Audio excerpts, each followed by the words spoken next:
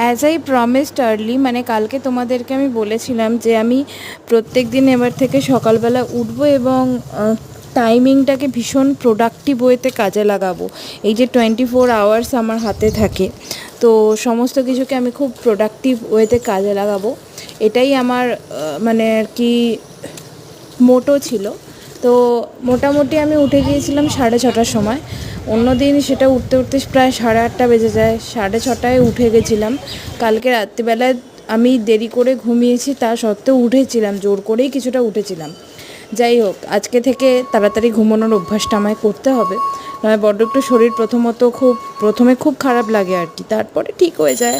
মানে আমি তো গিয়েছিলাম আমার বাড়ির সামনে বলা ভুল, 15 মিনিটস ওয়াকিং ডিস্টেন্স, ওই নিমাই তীর্থঘাট। তোমরা সবাই জানো, দেখো নিমাইয়ের ছবিটা, এত ভালো লাগে আমার এখানটায় যেতে না।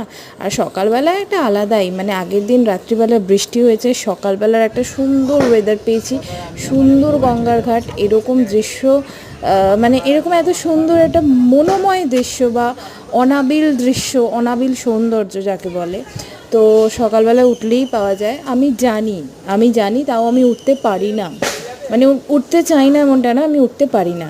দেখো এখানে কামিনী ফুল, এত ভালো লাগে গন্ধটা। তারপরে হেঁটে চলে এলাম ওই 8টা নাগাদ আমি বাড়িতে এসে আমি সেভাবে কিছু খাই না, মানে আর কি আমি সকালবেলা না পুজোটা না দিয়ে খেতে পারি না। আমি এই ব্রেকফাস্টের ক্লিপ নিতে ভুলে গেছি। আর লাঞ্চে ছিল, ডিনার বলতে যাচ্ছিলাম, লাঞ্চে ছিল ডাল, ডিমের কারি আর করলা, কচু, সমস্ত কিছু ছিল।